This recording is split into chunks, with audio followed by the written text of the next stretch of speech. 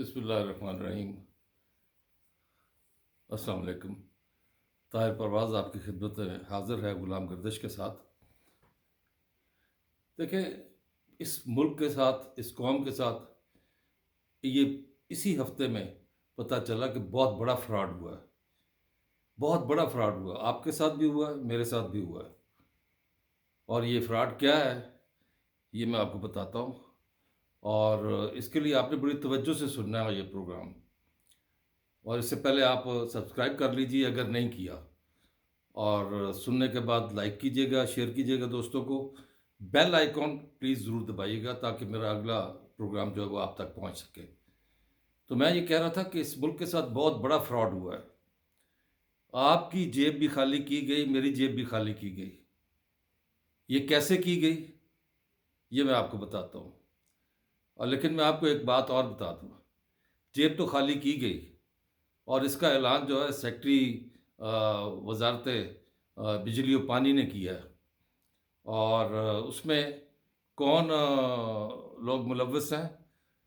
اس میں جناب یہ جو بجلی کی ترسیل والی کمپنیاں ہیں نا، آئسکو، لیسکو، گیپکو، یہ دوسری جتنی بھی جہاں جہاں پاور سپلائی والی کمپنیاں ہیں، یہ سب اس میں شامل ہیں۔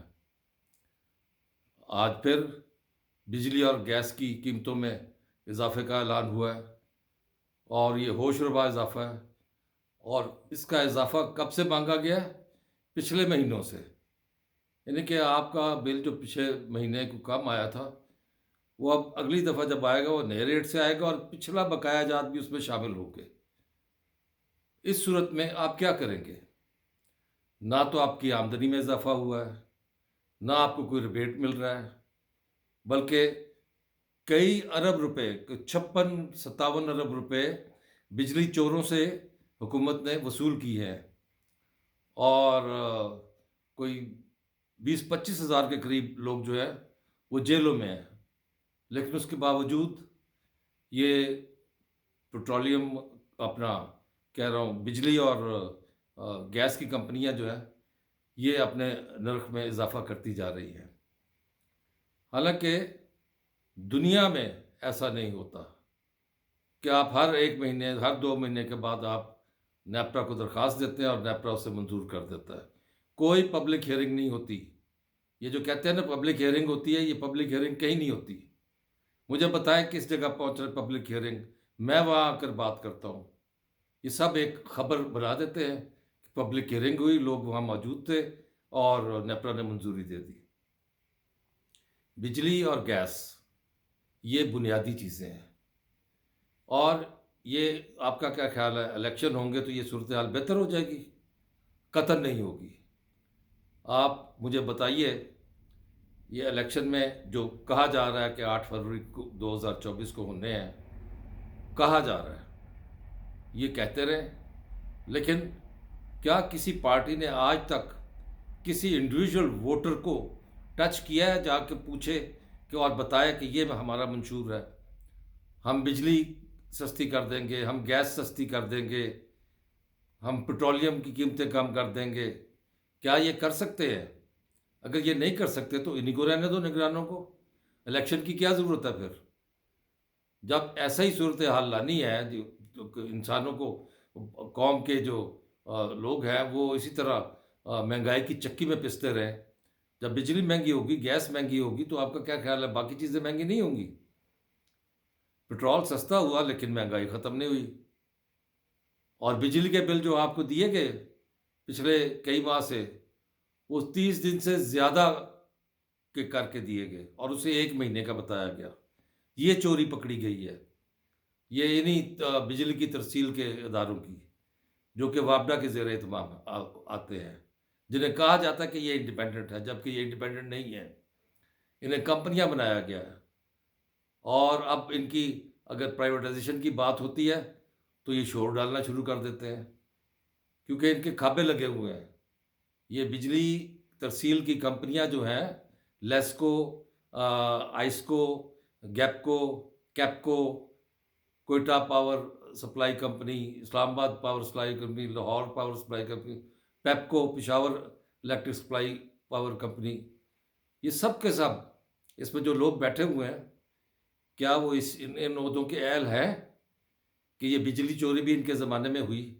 جرمانے تو ان سے بھی لینے چاہیے، ان کو تو ان کے عہدوں سے برطرف کرنا چاہیے، لیکن کون سنتا ہے اس نکار خانے میں طوطی کی آواز؟ یہ انتہائی نامناسب ہے۔ نگران حکومت اگر یہ چیزیں بڑھا رہی ہے، مہنگا کر رہی ہے، تو اس کا کوئی جواز پیدا کرے۔ اور جواز کیا دیا جا رہا ہے کہ مالیاتی ضروریات پوری کرنے کے لیے، مالیاتی ضروریات پوری کرنے کے لیے آپ کی کون سی مالیاتی ضروریات ہے؟ آپ نے ایس یو وی لینی ہے، نئی گاڑیاں لینی ہے، آپ نے ریسٹ ہاؤس اپنے سجانے ہیں، آپ نے اور بہت کچھ کرنا ہے، آپ نے باہر کے دورے کرنے ہیں۔ یہ سب اس قوم کو زیب دیتا ہے جو کہ خود کفیل ہو۔ کون سی سیاسی جماعت ہے جو یہ نعرہ مارے کہ ہم آ کر نہ صرف قرضے کم کریں گے اور مہنگائی کم کریں گے، بلکہ ہم نیا قرضہ نہیں لیں گے؟ میں تو ووٹ اس کو دوں گا، اگر کوئی بھی نہیں کہتا تو میں ووٹ کسی کو نہیں دوں گا جو مجھے یہ کہے کہ بجلی بھی سستی ہوگی، گیس بھی سستی ہوگی، پٹرول بھی سستا ہوگا، اور مہنگائی بھی کم ہوگی بلکہ ختم ہوگی، اور ذخیرہ اندوزی بھی ختم ہوگی، اسمگلنگ بھی ختم ہوگی۔ یہ چیزیں اگر کوئی آ کر کہے گا تو میں تو پھر اس کی بات مانوں گا، لیکن اگر وہ صرف نعرے مارے گا، مجھے تو منشور چاہیے۔ ہر گھر میں ہر پارٹی اپنا منشور پہنچائے، اگر وہ سنجیدہ ہے جمہوریت کے حوالے سے، الیکشن چاہتے ہیں، اگر وہ کوئی سلیکٹڈ قسم کا نظام چاہ رہے ہیں، اگر وہ جوڑ توڑ کی سیاست کرنا چاہ رہے ہیں یا کوئی جھرلو الیکشن کرنا چاہ رہے ہیں، تو پھر آپ اپنے منشور اپنے پاس رکھیں۔ آپ کی منشور کمیٹیاں جو ہیں وہ ان کی بات بس اسی طرح ہے کہ آپ چاہے نواز شریف ہو، چاہے بلاول ہو، چاہے مولانا فضل الرحمان ہو، چاہے اپنا سراج الحق ہو، کوئی بھی ہو، یا پی ٹی آئی ہو، تقریروں میں تو آپ کہیں گے ہم مہنگائی ختم کر دیں گے، تقریروں میں تو آپ کہیں گے ہم، لیکن کوئی آپ کے منشور میں ٹھوس بات نہیں لکھی ہوگی، یہ محض انتخابی نعرے ہوں گے۔ یہ سب جانتے ہیں لوگ، لوگوں کو بیوقوف نہ بنائیں۔ سراج الحق پی ٹی آئی کی حکومت میں وزیر خزانہ رہے ہیں، صوبہ سرحد میں، کے پی کے میں، اور وہ نظام کون سا تھا؟ وہ سودی نظام تھا۔ یہ سب چہرے جو ہے نا، ان کے دانت کھانے کے اور دکھانے کے اور ہیں، ان میں سے کوئی قابل اعتبار نہیں ہے، سب سودی نظام کے ساتھ کام کر رہے ہیں۔ کرو ختم سود، سود تو اللہ سے جنگ ہے، یہی ختم کریں گے یہ سود۔ اور لکھتے ہیں کہ اسلامی بینکاری، سود کی وجہ بتاؤ، اسلامی بینکاری کیسے بنائی یہ بھی بتاؤ۔ آپ کے پاس تو کوئی پلان ہی نہیں ہے، کسی پارٹی کے پاس نہیں ہے، اگر ہے تو ٹھوس دلائل کے ساتھ بتاؤ یہ سب کیسے کرو گے، بجلی کیسے کم کرو گے، گیس کیسے کم کرو گے، اپنی اپنی منشور کے مطابق تفصیل بتاؤ، پٹرول بتاؤ کیسے کم کرو گے۔ جب یہ نہیں کر سکتے تو کیا ضرورت ہے الیکشن کی؟ میری باتیں آپ نے سنی، اپنا کمنٹ ضرور دیجیے گا، سبسکرائب کر چکے ہوں گے، لائک کیجئے، بیل آئیکن دبائیے اور دوستوں کو شیئر کر دیجیے۔ اللہ نگہبان۔